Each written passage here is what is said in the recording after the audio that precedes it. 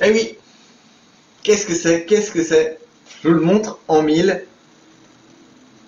Voilà, si vous arrivez à le lire, alors vous allez arriver à le lire à l'envers, c'est la première place du concours de division de l'association Toastmaster International pour le concours de speech humoristique. Donc ça date de 2016, c'était l'année dernière, parce que j'ai remporté le concours de division donc au niveau du sud de la France. Donc voilà, je voulais vous montrer ça. Parce que j'en suis assez content.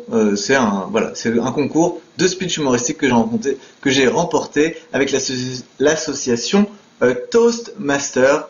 Voilà, c'est une association qui est vraiment super. Si vous voulez apprendre à parler en public, c'est vraiment the place to be pour aller pratiquer, pour développer votre aisance, pour vous exprimer. Si vous êtes coach, consultant, formateur, thérapeute, c'est un must. Voilà pour cette petite parenthèse. Aujourd'hui, c'est le jour 8 du challenge 30 jours pour booster vos résultats, 30 jours pour vous amener des résultats concrets chaque jour, un élément de théorie. Aujourd'hui, on va parler de quoi? On va parler de comment faire passer votre activité dans ce que l'on appelle la réalité d'une activité de type 1.0 à une activité de type 2.0. Quelles sont les différences, les caractéristiques essentielles pour avoir plus d'impact, plus de chiffres d'affaires et plus de temps pour profiter de la vie. Donc, on commence tout de suite. Donc, quand je parle de la réalité d'une activité de professionnel de l'accompagnement version 1.0. Qu'est-ce que c'est? Alors, très concrètement, c'est ce que ou en tout cas la plupart des centres de formation actuellement enseignent. Si vous voulez devenir coach, consultant, formateur ou thérapeute, c'est une réalité d'un accompagnement, d'une activité d'accompagnement où eh bien, vous allez vous retrouver face au challenge suivant. Par exemple, peut-être que dans votre cas, même si votre activité marche bien, vous avez peut-être l'entièreté même en remplissant entièrement votre agenda, vous vous épuisez, vous avez beaucoup de clients, mais des clients qui vous payent peut-être pas forcément beaucoup ou pas assez, qui sont peu impliqués et qui vous prennent beaucoup de temps, beaucoup d'énergie, et vous avez l'impression, que vous ne pouvez pas dépasser un certain seuil de revenus parce que vous passez votre temps dans votre cabinet à travailler avec vos clients. Et donc vous ne pouvez pas ni ajouter le nombre d'heures qu'il y a dans une journée, ni étendre les murs de votre cabinet, ni travailler de longues heures de plus pour accommoder plus de clients, pour pouvoir accompagner plus de clients. Et ça, c'est vraiment ce que j'appelle le challenge structurel, l'obstacle, le problème structurel que vont rencontrer les professionnels de l'accompagnement qui, du coup, ne peuvent pas étendre indéfiniment les limites de leur activité et qui du coup se retrouvent bloqués. Donc ça, c'est la réalité d'une activité de professionnel de l'accompagnement version 1.0. Et le problème là-dedans, vous comprenez, c'est que lorsqu'on ne peut pas, on ne peut pas travailler toujours plus, on ne peut pas augmenter le nombre d'heures, on ne peut pas augmenter le nombre de places qu'on peut avoir dans son cabinet, eh bien, on se retrouve tout simplement bloqué. Parce que au bout d'un moment, si certains de vos clients terminent, il faut les renouveler. Mais du coup, vous devez passer du temps à chercher de nouveaux clients. Vous devez toujours être dans cette chasse permanente, surtout si en plus vous travaillez avec vos clients à la séance. Si vous travaillez une séance à la fois, si vous leur proposez une séance puis que vous leur dites revenez si vous voulez ou ne revenez pas, eh bien vous allez avoir toujours ce challenge de devoir en même temps entretenir le nombre de clients que vous avez et en même temps savoir que vous ne pouvez pas, vous avez une certaine limite. Vous ne pouvez pas vous étendre et vous multiplier à l'infini, en tout cas dans ce modèle d'activité 1.0. Donc aujourd'hui, moi ce dont je vais vous parler, c'est de vraiment pourquoi et comment passer à une activité qui vous permet d'avoir donc plus d'impact, plus de chiffre d'affaires et plus de temps pour profiter de la vie, pour passer du temps avec votre entourage et arrêter d'être à la course, cette course qui vous mène inexorablement au burn-out, à enchaîner les clients, à chercher des clients en permanence, à vous épuiser et potentiellement à vous rendre malade. Donc ce que vous expérimentez si vous êtes dans ce type de modèle, eh bien voilà, c'est un sentiment d'épuisement, un sentiment de ne pas avoir de solution, d'être bloqué dans ce modèle-là, dans cette vision qu'on vous a enseignée dans votre centre de formation en tant que coach, consultant, formateur. Donc aujourd'hui, il y a vraiment deux caractéristiques, deux choses qui caractérisent une activité de type 2.0. Donc pour augmenter votre impact, pour augmenter votre chiffre d'affaires et pour vous libérer du temps. Donc ces caractéristiques, c'est quoi? C'est donc quand on passe dans ce type d'activité, le modèle d'une activité 2.0 en tant que professionnel de l'accompagnement, c'est une activité dans laquelle vous pouvez toucher beaucoup plus de monde. Il n'y a pas de limite au nombre de gens que vous pouvez toucher, que vous pouvez générer plus de chiffre d'affaires en passant un temps défini pour travailler avec vos clients, peut-être en groupe, à distance, ce qui vous évite tout ce qui est frais de déplacement, tout ce qui vous évite voilà, le temps que ça prend, l'énergie que ça vous prend aussi, et du coup avoir par conséquent plus de temps pour vous, déjà, pour votre activité, pour vous épanouir. Et donc, la réalité d'une activité de professionnel d'accompagnement 2.0, elle est caractérisée par deux choses. La première, c'est une activité de type 2.0, vous avez ce qu'on appelle une activité qui est scalable. C'est-à-dire que ce qui n'est, par exemple, par définition, une activité de type 1.0 n'est pas scalable. Pourquoi? Parce que vous ne pouvez pas ajouter des heures dans votre journée.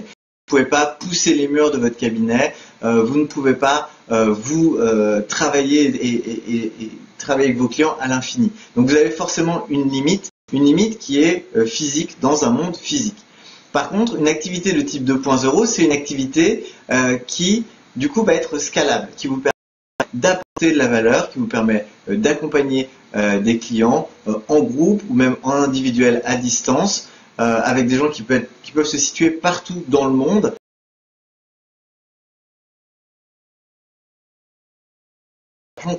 Ça va vous en prendre beaucoup moins. Donc la dimension de la scalabilité, c'est un mot qui veut dire que vous pouvez étendre à l'infini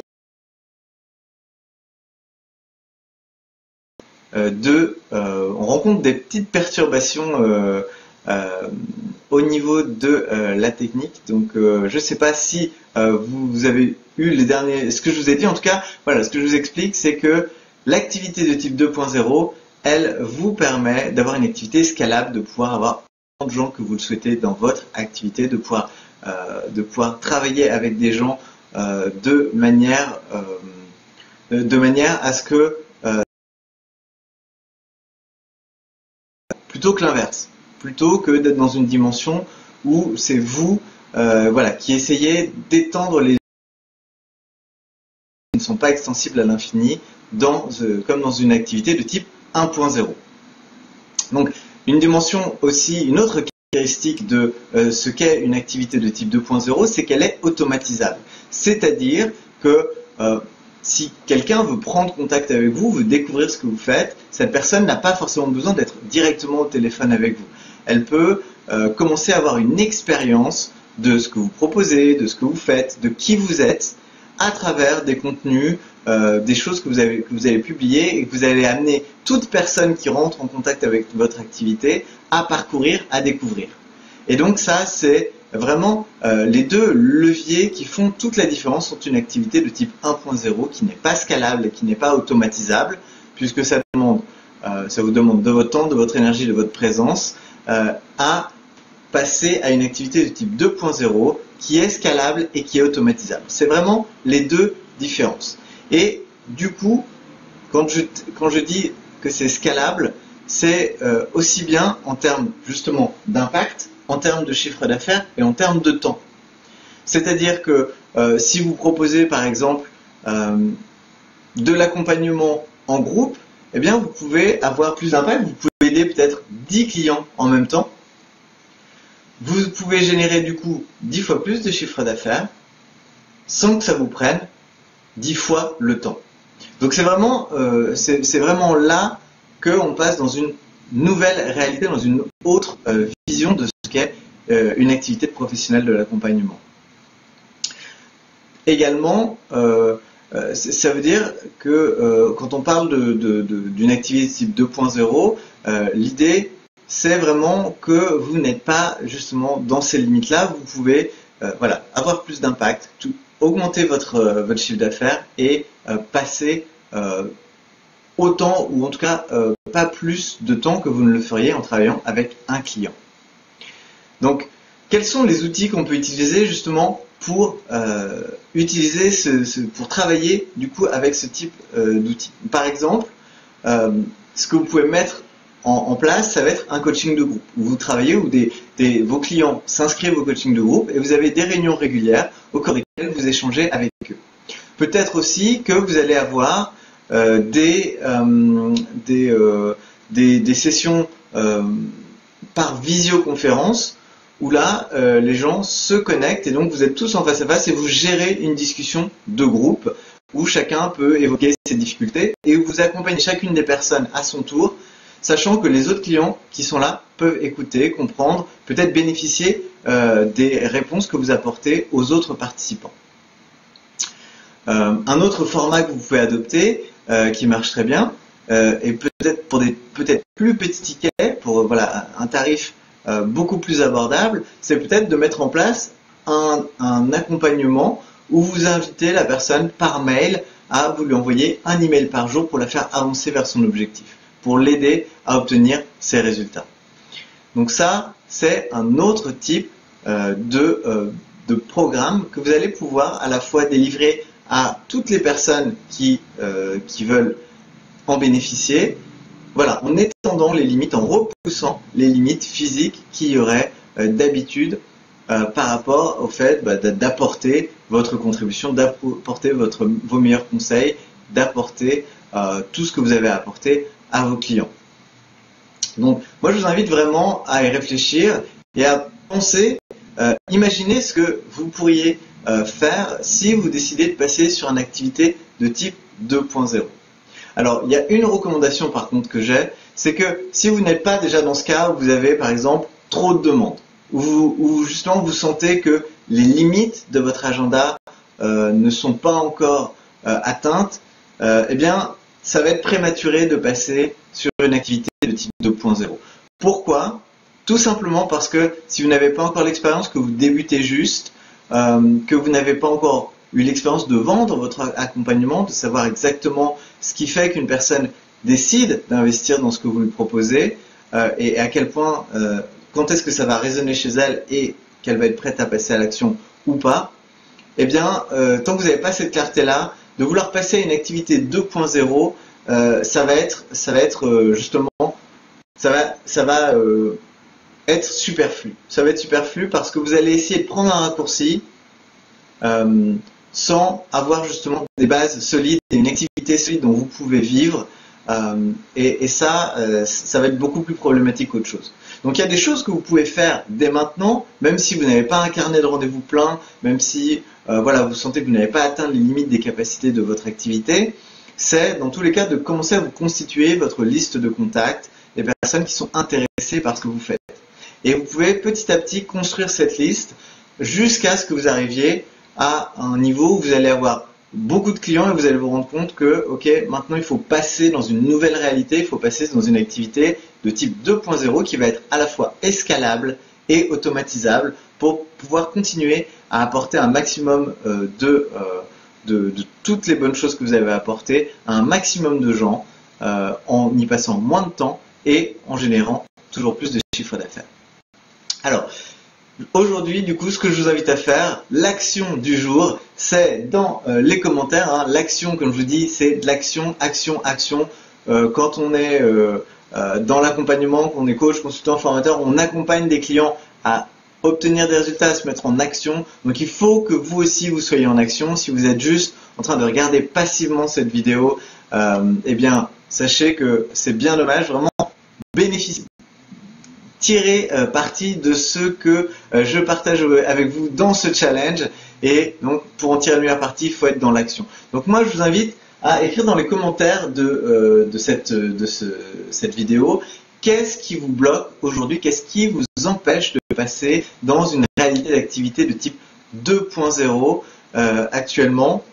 Qu'est-ce qui vous empêche de vous mettre en route et de commencer à pouvoir décorréler votre temps et votre chiffre d'affaires et l'énergie que vous passez de l'argent que vous gagnez. Et c'est vraiment à cet endroit-là que se trouve voilà, le plus grand effet de levier, là où il y a le plus d'intérêt. Donc, je vous invite à aller dans les commentaires, expliquez-moi qu'est-ce qui vous bloque pour passer d'une activité de type 1.0 à une activité de type 2.0 dans laquelle vous avez une dimension scalable, automatisée, pour apporter plus d'impact à plus de gens et décorréler votre temps, votre énergie et votre chiffre d'affaires des efforts que vous passez.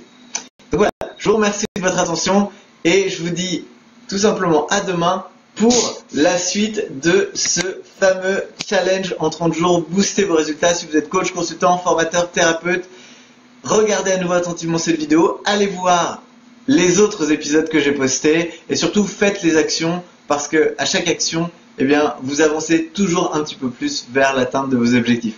Voilà, je vous remercie de votre attention et je vous dis à bientôt.